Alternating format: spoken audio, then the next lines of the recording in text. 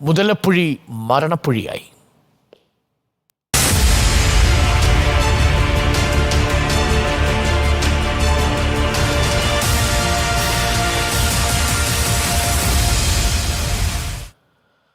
അപകടങ്ങൾ തുടർക്കഥയായിട്ടും മുതലപ്പുഴയിൽ അടിസ്ഥാന സൗകര്യങ്ങൾ ഒരുക്കാതെ സർക്കാർ. 1 വർഷം മുൻപ് ഉറപ്പ് നൽകിയ ആംബുലൻസ് സർവീസ് ഇല്ല. ലൈഫ് ഗാർഡുമാരുടെ സേവനം ഇല്ല. ആവശ്യത്തിന് വെളിച്ചമോ ഇല്ല. പുഴയിലെ അപകടത്തിൻ്റെ പ്രധാന കാരണങ്ങൾ ഇവയാണ്. ഒരു മത്സ്യത്തൊഴിലാളി ജീവൻ നഷ്ടപ്പെട്ട് അതേ ദിവസം രാത്രിയിൽ മുതലപ്പുഴയിൽ റിപ്പോർട്ടർ ടിവിയുടെ അന്വേഷണ സംഘമെത്തി. ഞങ്ങൾ കണ്ട കാഴ്ചകൾ പ്രേക്ഷകരിലേക്ക് എത്തിക്കുന്നു റിപ്പോർട്ടർ ഇൻവെസ്റ്റിഗേഷൻ.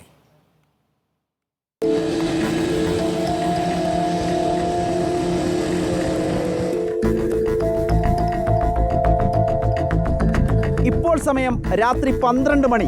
മുതലപ്പുഴയിൽ ഒരു മത്സ്യത്തൊഴിലാളി അപകടത്തിൽപ്പെട്ട് മരിച്ചിട്ട് 1 ദിവസം പോലും പൂർത്തിയായിട്ടില്ല. മുതലപ്പുഴയിൽ സർക്കാർ നൽകിയ ഉറപ്പുകൾ, നൽകിയിട്ടുള്ള വാഗ്ദാനങ്ങൾ എത്രത്തോളം നടപ്പിലായി? റിപ്പോർട്ടർ TV പരിശോധിക്കുന്നു. സ്ഥിരമായി അപകടമുണ്ടാകുന്ന പുഴയ്ക്ക് സമീപമാണ് ഞാൻ നിൽക്കുന്നത്. അപകടമുണ്ടായാൽ അടിയന്തര ഇടപെടലിന് പരിശീലനം നേടിയ 10 ലൈഫ് ഗാർഡുമാർ ഒരു സമയം ഉണ്ടാകുമെന്നതായിരുന്നു സർക്കാർ നൽകിയ ഉറപ്പ്. ഞങ്ങളിവിടെ വരുമ്പോൾ ഒരു ലൈഫ് ഗാർഡ് പോലുമില്ല. ഞങ്ങൾ നിൽക്കുന്നതിൻ്റെ പുഴയുടെ 300 മീറ്റർ അകലെ മറൈൻ എൻഫോഴ്സ്മെൻറ്റിൻ്റെ ഒരു ബോട്ടും 2-3 ജീവനക്കാരും ഉണ്ടെന്ന് പറയപ്പെടുന്നു. എന്നാൽ ഇവിടെ അപകടത്തിൽപ്പെട്ട് മത്സ്യത്തൊഴിലാളികൾ നിലവിളിച്ചാൽ കേൾക്കാൻ ദൂരത്തിൽ ആരെങ്കിലും ഉണ്ടോ? ഇല്ലെന്നാണ് മറുപടി. പുഴയ്ക്ക് സമീപം 6 ഹൈമാസ് ലൈറ്റുകൾ സ്ഥാപിക്കുമെന്നതായിരുന്നു സർക്കാർ കഴിഞ്ഞ വർഷം നൽകിയ ഉറപ്പ്. 1 വർഷം കൊണ്ട് സ്ഥാപിച്ചതാകട്ടെ 4 ഹൈമാസ് ലൈറ്റുകൾ. 2 എണ്ണം ഇനിയും സ്ഥാപിക്കാൻ കഴിഞ്ഞിട്ടില്ല. അപകടമുണ്ടാകുന്ന പുഴയ്ക്ക് സമീപം വെളിച്ചമില്ല എന്നതാണ് രാത്രിയിൽ ഞങ്ങൾ കണ്ട കാഴ്ച. സ്ഥാപിച്ച ഹൈമാസ് ലൈറ്റുകൾ തന്നെ മത്സ്യത്തൊഴിലാളികൾക്ക് ഉപകാരപ്പെടാത്തതും. ലൈഫ് ഗാർഡ് ഇവിടെ ഇതുവരെയായിട്ടും ഞാൻ ഒരാളെയും കണ്ടിട്ടില്ല. ഈ 30 എന്ന് പറയുന്നതിന് ഒരു 3 ആൾക്കാർ അവരോട് കാണിച്ചു തരാൻ പോലും അവർ തയ്യാറല്ലാത്ത സാഹചര്യമാണ്. ആംബുലൻസ് ഉണ്ട് എന്ന് പറഞ്ഞിട്ട് ഇപ്പോൾ വിളിച്ചു കഴിഞ്ഞു കഴിഞ്ഞാലും ആംബുലൻസിൻ്റെ സാന്നിധ്യം ഇവിടെ ഉണ്ടാവാറില്ല. മുതലപ്പുഴയിൽ എല്ലാ സമയത്തും ആംബുലൻസ് സേവനം ഉറപ്പാക്കുമെന്നതായിരുന്നു സർക്കാർ നൽകിയ ആദ്യ വാഗ്ദാനം. ഞാനിപ്പോൾ നിൽക്കുന്ന ഈ സ്ഥലത്താണ് ആംബുലൻസുകൾ പാർക്ക് ചെയ്യേണ്ടത്. ഇപ്പോഴീ സമയത്തെന്നല്ല, എപ്പോഴും ഇവിടെ ആംബുലൻസ് ഉണ്ടാകാറില്ല എന്നുള്ളതാണ് മത്സ്യത്തൊഴിലാളികളുടെ പരാതി.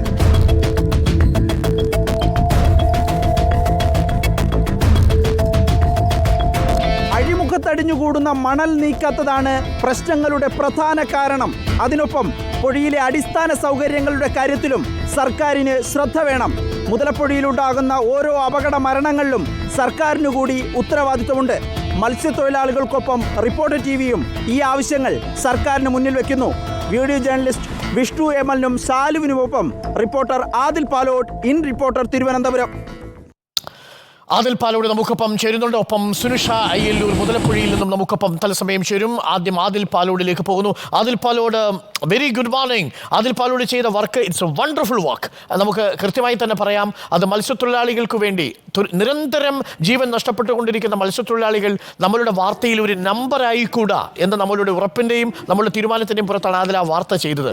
നോക്കൂ, ഇതാണ് കേരളം കാണേണ്ട കാഴ്ച. നമ്മൾ കണ്ട കാഴ്ചകൾ ഇപ്പോൾ പ്രേക്ഷകരിലേക്ക് വളരെ വ്യക്തമായി ആദിൽ എത്തിച്ചിട്ടുണ്ട്. എന്തുകൊണ്ടായിരിക്കും അതിൽ ഈ വാഗ്ദാനങ്ങൾ പാലിക്കപ്പെടാതെ പോകുന്നത്? ഈ തീരദേശത്തെ മനുഷ്യരെ എന്തുകൊണ്ടാണ് സർക്കാർ പരിഗണിക്കാതെ പോകുന്നത്? ആംബുലൻസ് ഇല്ല, വേണ്ടത്ര ഹൈമാസ്റ്റ് ലൈറ്റുകളില്ല, ലൈഫ് ഗാർഡുകൾ ഉണ്ട് എന്ന് പറഞ്ഞിട്ട് അവരുടെ സാന്നിധ്യം അവിടെ നമുക്ക് കണ്ടെത്താനേ കഴിഞ്ഞില്ല.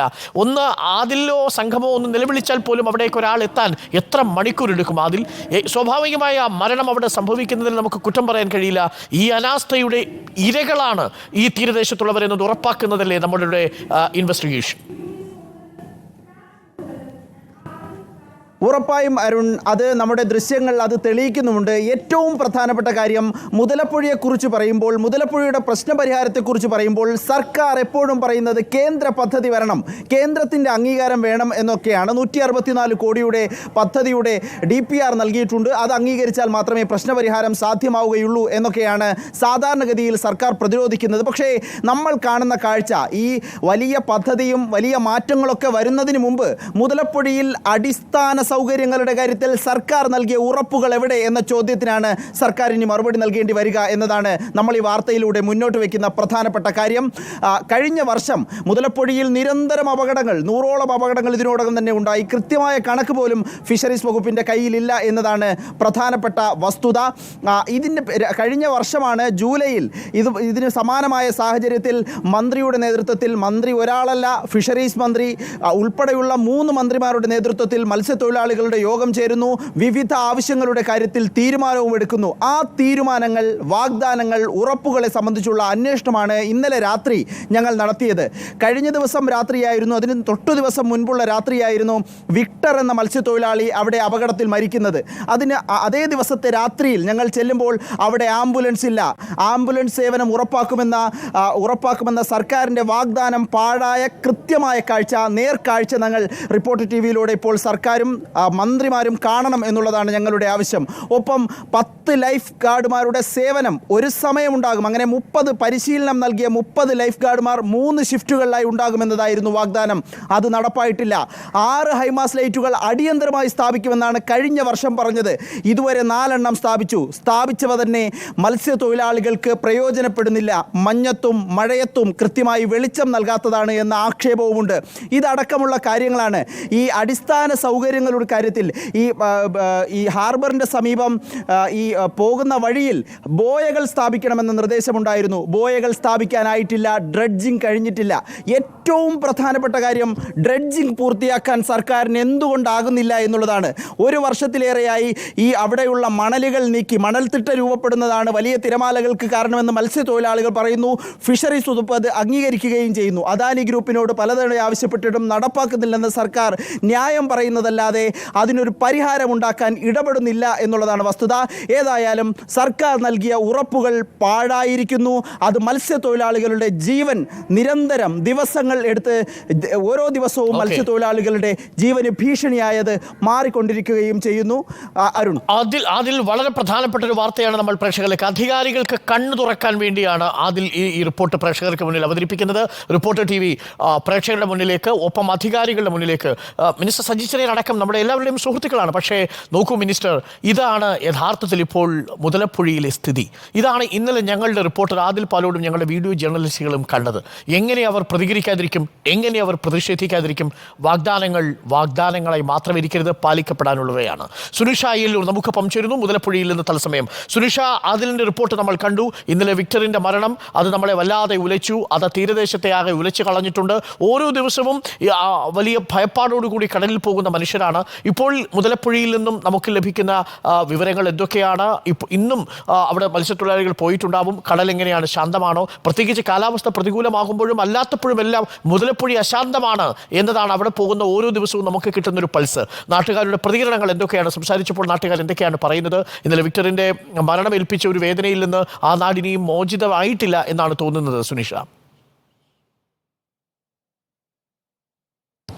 തീർച്ചയായിട്ടും അരുൺ, മുതലപ്പുഴയിലെ ഓരോ മരണങ്ങളും അനാഥമാക്കുന്നത് ഓരോ കുടുംബങ്ങളെയാണ്. വിക്ടർ അവസാനത്തെ ഒരു പേരായിരിക്കണമെന്ന് കരുതി തന്നെയാണ് നമ്മളൊരു പക്ഷേ റിപ്പോർട്ടർ ചാനൽ കഴിഞ്ഞ ദിവസം ഇത്തരത്തിൽ എന്താണ് ഇവിടുത്തെ അടിസ്ഥാന സൗകര്യങ്ങൾ പോലും ഇല്ലാത്ത കാര്യങ്ങൾ അടക്കം പറയുകയും ചെയ്തിരുന്നത്. നിലവിലിപ്പോൾ കടൽ ശാന്തമാണെങ്കിൽ പോലും കൃത്യമായി ഇവർ പറയുന്നത് ഇത് ഇങ്ങനെ കാണുന്നതല്ല. ഇനി പലപ്പോഴും ഈ അപകടങ്ങൾ ഉണ്ടാകുമ്പോൾ ഇത് ചർച്ചയാകുന്നു, ഒരു മരണം വരുമ്പോൾ ചർച്ചയാകുന്നു എന്നതിലപ്പുറം അപ്പോൾ സർക്കാർ പറയുന്നു ഈ വാഗ്ദാനങ്ങൾ നടപ്പാക്കും, അല്ലെങ്കിൽ അടുത്ത തവണ ഈ റിപ്പോർട്ടുകൾ സമർപ്പിക്കുന്നു, പഠനം നടക്കുന്നു. പക്ഷേ അതൊന്നും തന്നെ കൃത്യമായി പാലിക്കപ്പെടുന്നില്ല എന്നതിൻ്റെ ഉദാഹരണമാണ് അവസാനമായി ഒരു പക്ഷേ ഇന്നലെ കണ്ട വിക്ടറിൻ്റെ മരണം പോലും. ഏതായാലും പ്രതിഷേധം ശക്തമാക്കുക എന്നത് തന്നെയാണ് മത്സ്യത്തൊഴിലാളികൾ പറയുന്നത്. കഴിഞ്ഞ ദിവസം ഒരുപക്ഷേ KLC-യുടെ നേതൃത്വത്തിലടക്കം നിയമസഭയിലേക്കടക്കം മാർച്ചുണ്ടായിരുന്നു. ഇന്നും മത്സ്യത്തൊഴിലാളികളുടെ നേതൃത്വത്തിൽ വലിയ പ്രതിഷേധം സംഘടിപ്പിക്കാൻ തന്നെയാണ് തീരുമാനം. പക്ഷേ നമ്മളിവിടെ സംസാരിച്ചപ്പോൾ ഇവർ പറയുന്നൊരു കാര്യം, നേരത്തെയും ഇത് പറഞ്ഞ് വ്യാപകമായ പ്രതിഷേധങ്ങൾ നടത്തിയതാണ്, പ്രതിഷേധം ശക്തമാക്കി, പ്രതികരണങ്ങൾ ശക്തമാക്കി. പക്ഷേ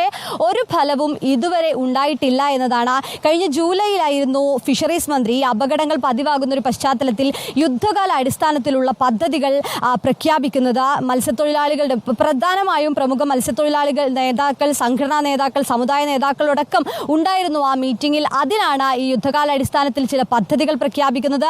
അതിൽ പ്രധാനപ്പെട്ട ഒരു കാര്യം, ഈ മുതലപ്പുഴ അഴിമുഖ ചാലിൽ അടിഞ്ഞുകൂടിയ പാറയും മണലും അത്യാധുനിക ലോങ് ബൂം ക്രെയിനിൻ്റെ സഹായത്തോടെ നീക്കം ചെയ്യുമെന്നതായിരുന്നു. ഒപ്പം തന്നെ മേഖലയിലെ രക്ഷാപ്രവർത്തനത്തിന് 3 സ്പീഡ് ബോട്ടുകളും ആംബുലൻസ് സർവീസുകളും നടത്തും. അപകടത്തിൽപ്പെട്ട ആളുകളുടെ അടുത്തേക്ക് മനുഷ്യ സഹായം ഇല്ലാതെ തന്നെ വേഗത്തിലെത്തി രക്ഷാപ്രവർത്തനം നടത്താൻ റിമോട്ട് കൺട്രോളിങ്ങിലൂടെ പ്രവർത്തിക്കുന്ന ഈ റിമോട്ട് ലൈഫ് ബോയ്കൾ എന്ന അത് 3 ഷിഫ്റ്റുകളിലായി പ്രവർത്തനം നടത്തും. അത്തരത്തിലുള്ള പല പദ്ധതികൾ, പല വാഗ്ദാനങ്ങൾ നടത്തിയിരുന്നു. പക്ഷേ അതൊന്നും തന്നെ ഇവിടെ പാലിക്കപ്പെട്ടിട്ടില്ല എന്ന് മാത്രമല്ല, ഇന്നലെ ആദിൽ പറഞ്ഞതുപോലെ, ആദിൽ ഇവിടെ കണ്ടതുപോലെ ഒരു അടിസ്ഥാനമായ ഒരു പക്ഷേ ഹൈമാസ്റ്റ് ലൈറ്റ് പോലും ഇവിടെ ഇല്ല എന്നതാണ് പ്രധാനപ്പെട്ട പ്രശ്നം. ഏതായാലും പ്രതിഷേധം ശക്തമാക്കുക എന്നത് മാത്രമാണ് ഇവർക്ക് മുന്നിലുള്ള വഴി എന്നതാണ്.